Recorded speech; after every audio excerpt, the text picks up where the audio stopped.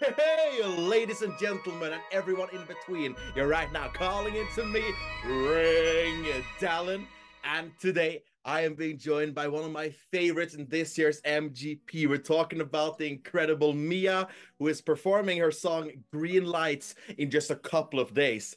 MIIA, how does it feel to be so close to your MGP performance?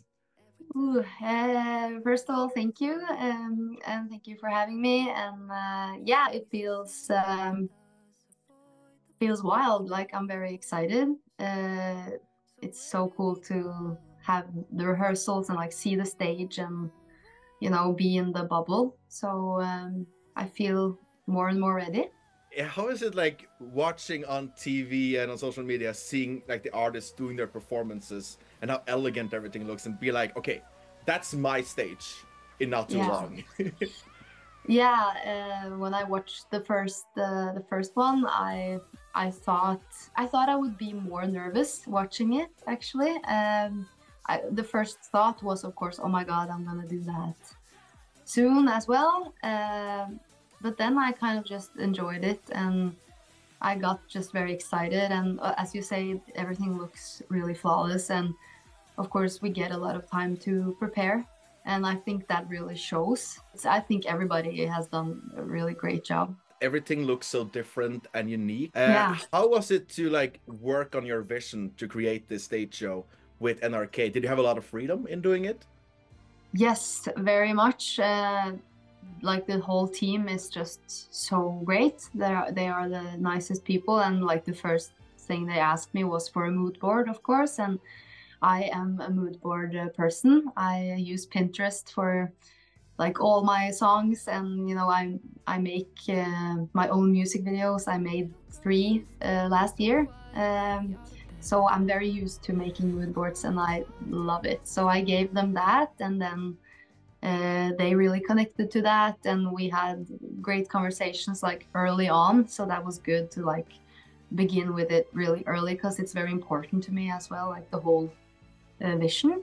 So I think we were on the same page from the start, and they really want all of the artists to, put themselves into the performance and really be comfortable and just be themselves. And that is really great. That is what MGP and Eurovision is about, to make space for everybody, and everybody should be allowed to do whatever they want.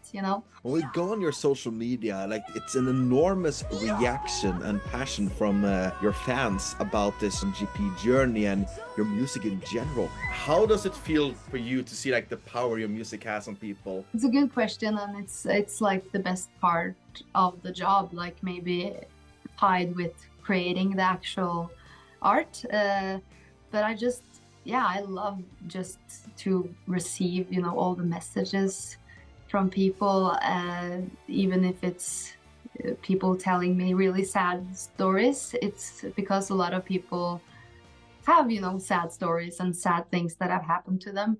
But there's always the part where they say how my music has helped them. I'm already very connected to a lot of my fans. Of course, not everyone, because they're spread all over the place, and a lot of them are just on Spotify. It's not everybody that I talk to, but the ones I talk to a lot, and I see them as my friends. The new fans as well are just as lovely. People, the Eurovision community is so loving. And what's the best part for you in being a part of the Eurovision community? What I've enjoyed the most the past couple of weeks, or yeah, is just mostly talking to those people, like on YouTube, and in interviews like this, and in Insta, in the DMs, and yeah, really like getting to know these people, because these people are, you guys are just like me, music nerds and music lovers. Like this is just it's exactly my type of people. Currently, right now, there's like 1.4 million monthly listeners on Spotify just alone. Does that number even feel real? Like, how is it to look on your Spotify and see the live listeners and stuff? No, it doesn't feel real in a way, but at the same time, I think I've kind of taken it a bit more in the last couple of years than before. Of course, it's just really cool and wonderful to know that I have already an audience that I have reached. And not too far behind if we talk again like Spotify numbers with 900,000 monthly listeners. It's the legendary Kringkastingsorkestret. And Yeah. and you did a recording with them a couple of days ago that looked just epic. How did that happen? I've always wanted to play with them. I think, of course, like singing with an orchestra in general has been a dream. And of course, KORK is like very renowned. They're the best in Norway. My uncle Joachim, who has been my producer for many years, he produced Dynasty. And this song, you know, has kind of made the whole foundation of my career. So, and the song just keeps growing. That's what's crazy about it. It was released almost 10 years ago, and it just it's living its own life. And a lot of fans have wanted an acoustic version and a live version, and we have been very slow on that part. But then we just figured out that now we have to do it, and if we're gonna do it, why not with a full orchestra? Because the song fits very well for that. So we just asked KORK actually if they wanted to do it, and they wanted to do it. So that was amazing. And that's just unbelievable. It's so cool. Like if you don't ask, it doesn't happen, and it's so cool that this is happening. Yeah, it's it's that's true. amazing, and it's awesome to hear you talk about your uncle as well. And that reminds me, you're not unfamiliar with working with NRK, because a couple of years ago you were on the show, Yeah. MIIA, Remember Me, the show that you created for your uncle. What was that experience like? You know, being on that show and learning more about Sami people. Yeah, that was one of the best experiences of my life. And at first I was very skeptical, you know, when I was asked, because I thought like, I can't ever yoik, I won't be able to do it. And I was also a little bit like, is it right? Like, is it appropriate for me to do it? But I was convinced by some people to do it. And as long as kind of like the Sami people involved in it, as long as they were okay with it, I thought, wow, of course, it's a huge honor to be able to kind of dive into that culture and learn from it.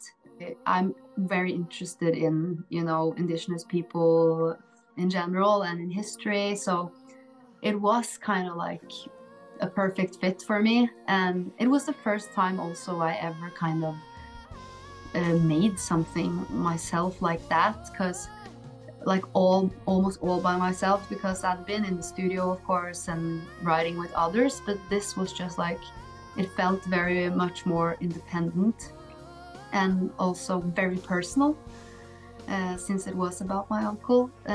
So yeah, and it also led to me reading even more about the Sami people and their history, and I also wrote my bachelor's degree in history about Alta-saken, the Alta case. Did this powerful learning experience help with also wanting to do MGP and work with NRK once again?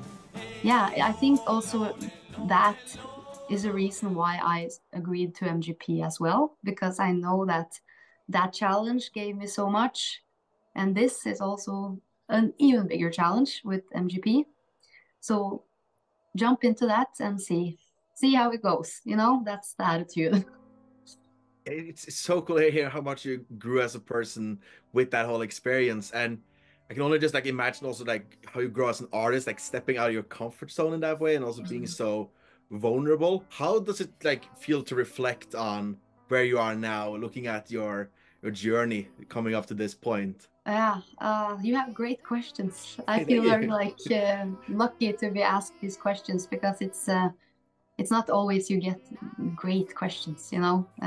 Like before I answer, I just want to say, like, everybody from the Eurovision community who has interviewed me, you are like way better than like the real journalists. Like, at least I feel like as long as you're a music nerd, you're a great interviewer, you know, when you interview artists. That's my theory. So yeah, I have definitely grown a lot in the past couple of years, because, you know, after Dynasty and that period in my life, I had been back and forth from LA and Norway like 8 times in high school, and of course there are so many great memories from that time. I would never like change it. At the same time, I was, you know, in the puberty, and you know, the teenage years are not the easiest, and I had like a lot of relations to family members that were kind of like difficult. Like I had like stuff going on, you know, as a teenager has. So having that and that sudden success with Dynasty was kind of like a bit of a clinch. So after that success, I kind of lost a lot of my confidence, because there were a lot of expectations to make a new Dynasty as soon as possible. You know, Joachim and I got involved with some pretty important people in LA. So the pressure was on, and I don't think I really handled it. Really didn't, maybe I wasn't really able to take everything in at all. Maybe it just wasn't the right time. So after that, I had years where I really didn't let myself be an artist, you know. I really kind of stepped away from music a lot and did other things. Maybe that was healthy, but it wasn't really until COVID happened that I kind of, you know, when you had to isolate and all distractions just suddenly weren't there anymore, then I kind of realized that I needed to do something. I needed to change my reality, you know, because I had a lot of things I wanted to work on with myself. So I started going to a therapist and really like taking care of myself for maybe the first time in my life properly. And then I started writing. You know, everything came when I started digging into the hard stuff. So I have been spending the last couple of years writing a lot and finally releasing new music, you know, which felt extremely good, and extremely good to release music I've written myself and my personal stories. Yeah, so it's really cool to see the journey, and I'm trying to appreciate every step. Before, I was ashamed to say that I was an artist. Like when I was in high school, when people asked me, I was like, oh, don't ask me. No. I was like, no. And it's not that, like, I'm not one now that loves to talk about it. I'm not like, oh yeah, I'm an artist. It's not like I've completely flipped, but at least now I am proud of being an artist, and I'm proud of the artist that I am and like the music that I'm making. But do you feel comfortable with like this being your sound? And when did you discover like, okay, this is the sound I'm comfortable in, and this is what's me? Yeah, that's a good question too, because I feel like yeah, that part of it, like the sound is always kind of evolving. So the EP felt really like me, and it still does. You know, some of the songs are from like 2021, or that's when I wrote them. So those years have just like flown by, but I still feel like that's my sound, and the music I've made last year that hasn't been released yet, but that I'm hopefully gonna release this year, it's still like a bit in that same landscape, and I definitely feel like all of that represents who I am. But I'm also like, you know, with everything, I'm trying to let myself explore and not kind of lock myself in one place. And I feel like you see that also very clearly on on my EP, that those songs, they're pretty different from each other, but still, to me at least, they fit together in some way as well, and that is because I'm singing them. I feel it's my stories, and yeah, it's MIIA, you know. And the same with Green Lights, because Green Lights is of course a bit more commercial, maybe like a bit more of a pop song, but and that one is funny because I feel like it's a bit of a mix of the old and the new me. I'm very excited about this year because I hope, like, I'm aiming to make an album, like a bigger album. So I will try to let myself just experiment even more. Cool as to say with Green Lights, you know, feeling like such a mix of the old and new you is like, that's such a great introduction piece also to your music. Also such a song where I feel like every time I listen to it, I'm like on a journey. They're like, I always feel like I was transported somewhere else. Oh, Do that's you also great. feel that, because it's such a great drive in it, and it's Yeah, thank long. you for saying that. I love that sentence, like that you're taking on a journey, because that's like some of the types of music I love the most, when you feel like you go on a journey.